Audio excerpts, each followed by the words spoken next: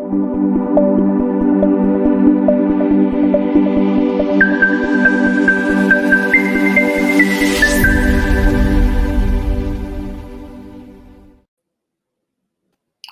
everybody. Thank you so much for joining us today. My name is Juan Carlos Brando, and for me, it's also a pleasure to have all of you joining us in this show with one of the attorneys in the law firm of Margaret W. Wong and Associates.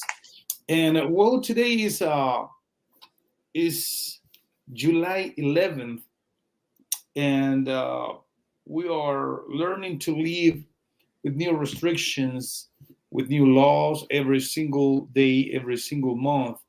But it's very interesting to have attorneys that can let you know or can teach you what to do, that can give you an advice of what you can do in these cases where the new laws are coming or when the new situations are coming across the states. And there are some different states in the United States, if I can repeat that, that they are going through what people have called anti-immigrant laws. But there are some lawsuits that have been filed against those laws. So today we have the attorney Noor Chamas, who is one of the attorneys in the law firm of Margaret W. Wong, and he will be talking about what's going on in the United States, what's going on in those states that have provided or that have proclaimed new laws, and what can we do as people that live in the United States and need to have a solution to our cases. What if we get detained and we have a case in front of immigration? So let's welcome the attorney Noor. Hello, attorney. Thank you so much for having us today. How are you doing? I'm doing well. Thank you for having me. Thank you so much, attorney. And well, one of the questions that we have right now is in the state of Georgia has been instated one law that is similar to the program 287G, which was abolished, if we can call that name, back in 2021 in two counties in the state of Georgia, Gwinnett County and Cobb County. Those two counties were the only ones that were detaining people and putting them in immigration hold. But that was abolished by the sheriffs in Gwinnett County back in November 2020 and in Cobb County January 2021. So it's been four years since the last time we saw one of those laws. But now it's like a trending that we're having some other states like Florida, Oklahoma, Texas, Tennessee, and Georgia that have been proclaiming those kinds of law. However, the state of Oklahoma, some attorneys have filed a lawsuit against this law. So, what are your thoughts about this situation? Where are we going to get with these lawsuits? And are we going through a hard time again with immigration in some states? Yes. So previously there had been like similar programs kind of across the country. There was a program called many years ago, the Secure Communities Program, where if local law enforcement were to arrest you, their system would be connected to the system of the Department of Homeland Security. So once they fingerprinted you and put in your information, if you were found to be undocumented, then they could put a hold on you, and local enforcement would have to hold you for 48 hours to allow immigration to come pick you up. A lot of places abolished that program or refused to continue to participate in it.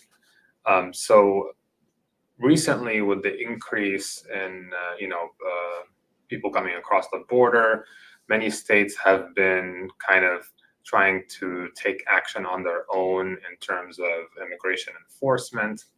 This is kind of a major sort of battle between the states and the federal government, because normally immigration is within the authority or the purview of the federal government. it's not supposed to be controlled by the states. However, many states are arguing that they are being harmed or they're suffering some harm when the federal government does not meet its obligations in enforcing immigration laws. So this is kind of a legal battle that's going to be going back and forth. The issue is here that the states are kind of trying to take the role of immigration enforcement. In this case, in Georgia, it doesn't necessarily mean that they will actively go against, go take action against people who are undocumented. However, if somebody is pulled over or arrested for whatever reason and they find out that they are undocumented, they are being required to report them to Immigration and Customs Enforcement so they can come and pick them up. Obviously, local law enforcement, beyond detaining somebody, they can't do anything in terms of immigration enforcement. They would have to call immigration authorities to do that. And so this is what a lot of these states are trying to do. But again, it's probably going to end up in a legal battle with the party that would be suing would be arguing that they have no authority to enforce immigration law, that they are simply local law enforcement, and that the enforcement of immigration law is strictly within the purview of the federal government. So it'll be interesting to see how it goes, but it definitely will make people who are undocumented in these states feel less secure or feel nervous about what could potentially happen if they are pulled over for a simple violation and end up in immigration custody.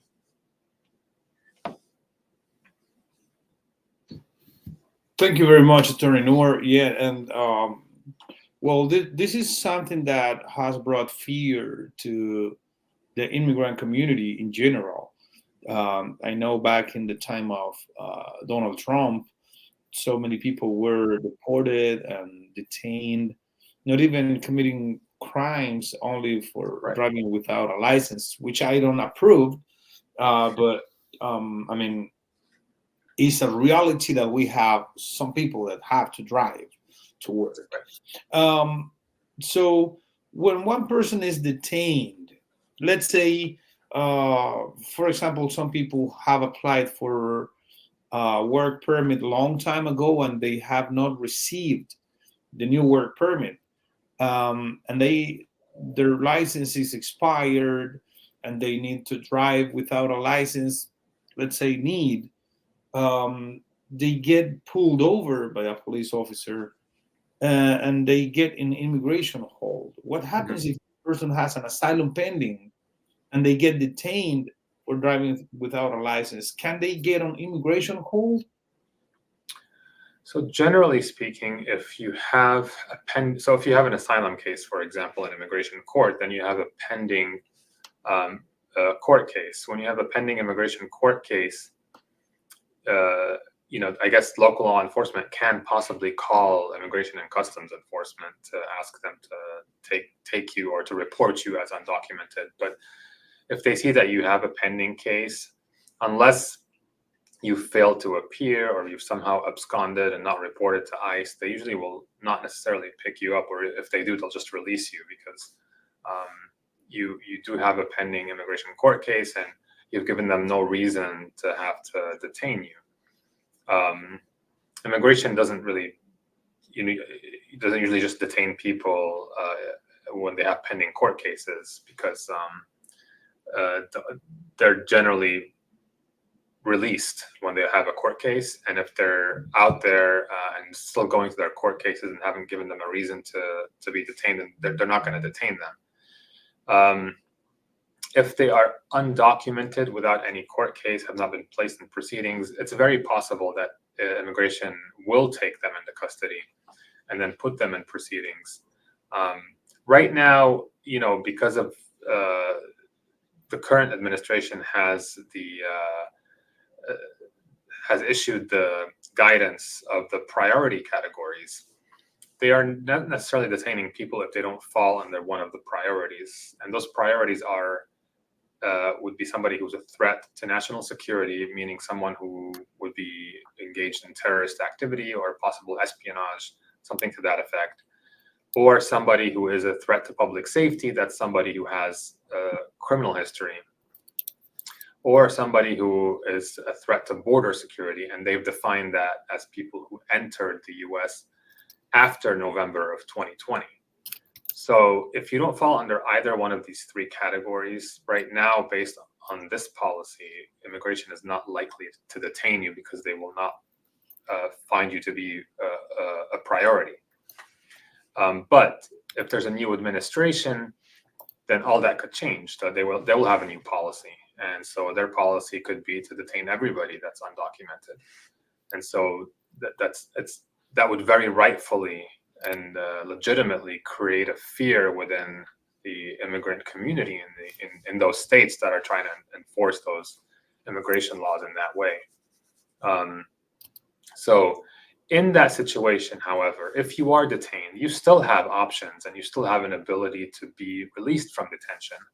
That's where we come in. And we handle a lot of those cases where somebody is detained and then we come in, we file a motion for a bond hearing, we go to a bond hearing, and then we convince the court to release that person in exchange for a bond payment. And that bond payment, the bond amount could be anything depending on the circumstances of the individual. However, just know that you still have rights. So they cannot just pick you up and deport you. If you are undocumented and they take you, they have to put you in proceedings, meaning they have to give you the opportunity to see an immigration judge. And in that situation, you can still be released from detention.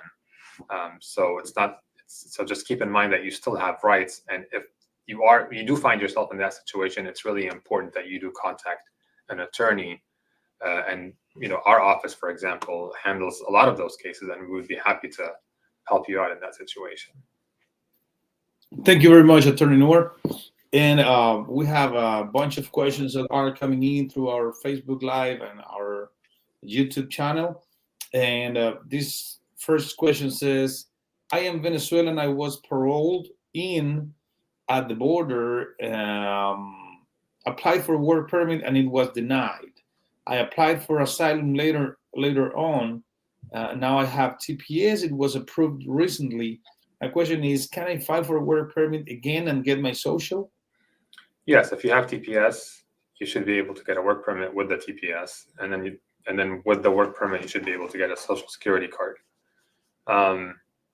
Also, if you have asylum, once you file for asylum, 150 days from the date of that filing, you would be eligible to file for a work permit. And then 180 days from the date of the filing of that asylum application, you would be eligible to receive a work permit. So I know a lot of people, because right now the policy for specific types of applications is that the government will issue you a work permit for a 5-year period. TPS is not, they issue you a work permit for the length of the TPS period. So if it's like 18 months, then that's how long you get the work permit for. But under asylum, for example, if you were to get a work permit under your asylum application, right now the policy is that they would issue you a 5-year work permit. So I know that a lot of people prefer to receive the work permit under asylum and under a pending asylum application versus under TPS. But either way, you should still be able to get a work permit. Okay, thank you very much, Attorney Noor. And next question is, okay, I came to the United States back in 2013. I was caught and sent back to Mexico. Tried again 2 days later, and I made it. I have lived in the United States since then. Now I'm married a U.S. citizen. Can she file for me with this new law of Biden? Yes, so just to clarify, you're referring to the new program that was initiated by the Biden administration, which allows people who are married to U.S. citizens and have been here for longer than 10 years to file for what is called a parole in place. Just to be clear, and I know a lot of people have said that sometimes, I think it's important to clarify whenever a president or an administration comes up with a program or initiates a program related to immigration, it is not a new law. It is actually just simply a new policy, because the president cannot enact laws. Only Congress can do that. So the immigration law in the US has not changed since 1996, when the last immigration reform bill was passed.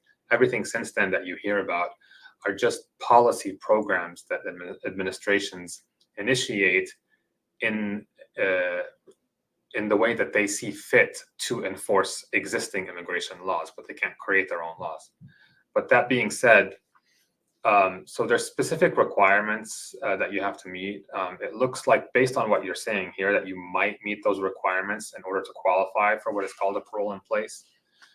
So the general requirements that they have listed currently on their USCIS website is that they expect that you were expected to have at least 10 years presence in the US beginning or up to June 17th of 2024, and that you had to have been married by that date. So if you were married after June 17th, you wouldn't qualify. You had to have been married before that. And you have to be otherwise admissible to the United States.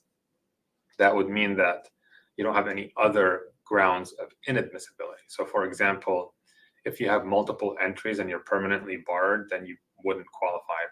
You likely wouldn't qualify for this parole in place. Just to clarify further, the reason that this parole in place is important and could be very beneficial to a lot of people is that what it does is it creates a legal entry into the United States, which would then allow that person to file for adjustment of status, meaning to file for a green card inside the United States. And so that's why it's important. But up until now, there's still no specifics about this program, because they haven't yet begun accepting applications, but they're saying sometime later this summer they will likely start doing that. And I imagine, and this is my guess, but I imagine sometime in August they will start accepting those applications. If you feel like you might qualify, I would urge you to contact us, contact an attorney. We are very experienced in handling these types of cases, so I would urge you to contact us. We would sit down with you, look at your history and your facts, and would give you appropriate advice as to whether or not you should be qualified for this program. Okay, thank you very much, Attorney Noor. And don't forget, the phone number that you need to call is 216-279-3984, 216-279-3984. Attorneys in the law firm of Margaret W. Wong and Associates. The next question is, hi, I came to the United States with my mother when I was under 18, got an asylum for juveniles or something. But I went to El Salvador maybe 8 years ago and came back. I went out through the border and came back without being detected. I used to have a work permit. Can I file for it again? Since the U.S. technically don't know that I went out and came back. I also was notified recently about an immigration court hearing that I have to go. Okay. So it's not clear exactly from the question what your immigration history is. Just to give you general information here, if you are in the U.S. unlawfully, meaning you have no status in the U.S. for over a year, and then you leave the U.S. and then you re-enter illegally into the U.S., then you are permanently barred from being admitted into the U.S., meaning that you are permanently inadmissible into the United States.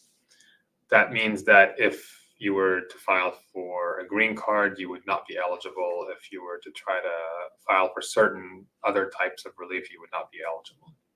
If you do have a court hearing, however, and you have an asylum application pending, you could still be eligible for that. And in terms of whether or not you can get a work permit, that's something that we would have to look at your specific information in order to better answer that question. Generally speaking,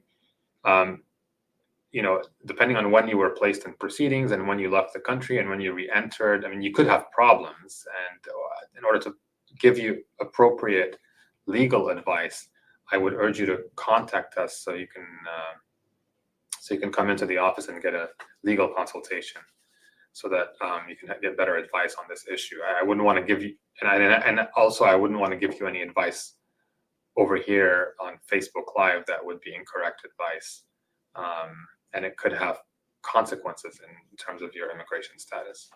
So again, generally speaking, if you're here illegally, you leave the country, you come back illegally, you are permanently inadmissible. If you have a pending court case and you have a pending asylum application, you could still be eligible for that. You could potentially still be eligible to receive a work permit, but that depends on certain circumstances that we would have to clarify. So again, I would urge that you consult with us to get the proper advice in that regard.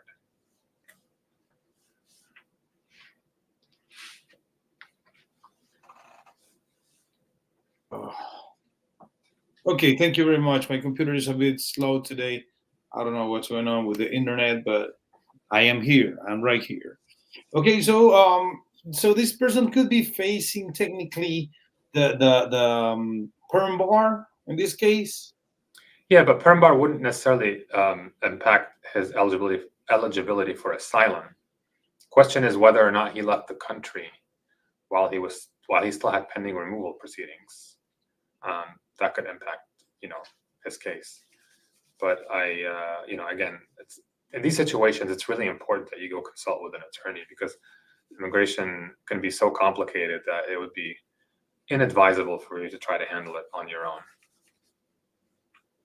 Yeah, and that makes a lot of sense. So you need an attorney to take care of your case. Don't forget that you can call the phone number 216-279-3984. 216-279-3984 is the phone number that you can call right now to talk to the attorneys in the law firm of Margaret W. Wong and Associates. They are experts in these topics or these matters. So you can call, and the phone number is going to be the same for the 7 cities that they have offices: Atlanta, Chicago, Cleveland, Columbus, Nashville, New York, and Raleigh, North Carolina. And the phone number is just one. It's 216-279-3984, 216-279-3984. Attorney Noor, what will be the difference between filing a defensive asylum or filing an affirmative asylum? Because I'm reading a question from a person that came from the inbox, that this person entered through the border and this person was paroled in. Is the person that just asked the question before, and this person was paroled in, but then this person filed a defensive asylum, and this defensive asylum was rejected, and the U.S. government told this person that she could file a new affirmative case, a new affirmative asylum case. What is the difference between these two? Why couldn't she file a defensive asylum instead of an affirmative asylum? So the difference is that an affirmative application for asylum is one that you would file with USCIS, where you would not be in removal proceedings. You would not be in immigration court proceedings. You would file it directly with USCIS because you are actively trying to seek the protection of the United States because of your fear of returning to your country. Defensive asylum application is when you are already in removal proceedings. You are placed in removal proceedings, and then you file an application for asylum to defend against your removal. So just generally speaking, defensive is when you file an application while you are in removal proceedings, and affirmative is when you file directly with USCIS without being in removal proceedings. Now, in the case of minors, because I think that person had indicated that they may have initially filed when they were an unaccompanied minor. If you are categorized when you enter the US as an unaccompanied alien child, unaccompanied minor, then you are eligible to file an application for asylum with USCIS as an affirmative application, and they would have jurisdiction over your case versus the court. In those situations, even if you are placed in removal proceedings, you are supposed to file an application with USCIS, and then now current policy is that the court would dismiss your case, or the Department of Homeland Security would move to dismiss your case, and the court would dismiss your case, so that you can have your case adjudicated by USCIS directly. Now, if eventually USCIS does not approve your application for asylum, it will be referred back to immigration court. But the fact that you are an unaccompanied minor means that you should be filing your application directly with USCIS as an affirmative application versus filing it with the court as a defensive application. Yeah, this is interesting. So it doesn't matter that the person entered through the border as long as the person was paroled in. Like when you see the documents from the border, it has 3 check boxes. The middle one says that you are an alien, you're an arriving alien that has not paroled or admitted into the United States. But the first checkbox says you have been paroled into the United States. So Right. if you have that first box checked, then you have to file an affirmative asylum case. Is that right? No, only if you are an unaccompanied alien child. And normally they would give you paperwork. It's like a separate sheet of paper where you are identified as a UAC or unaccompanied alien child. Unaccompanied alien child means that you're a minor, you're under 18 years old, and that you entered without the accompaniment of any of your parents or guardians. So if you enter by yourself, or say with a sibling or something, and you're both minors, you would be categorized as an unaccompanied alien child. When you are categorized as such, then you are supposed to file your application, because USCIS is supposed to have jurisdiction over those types of cases before the court does. Okay.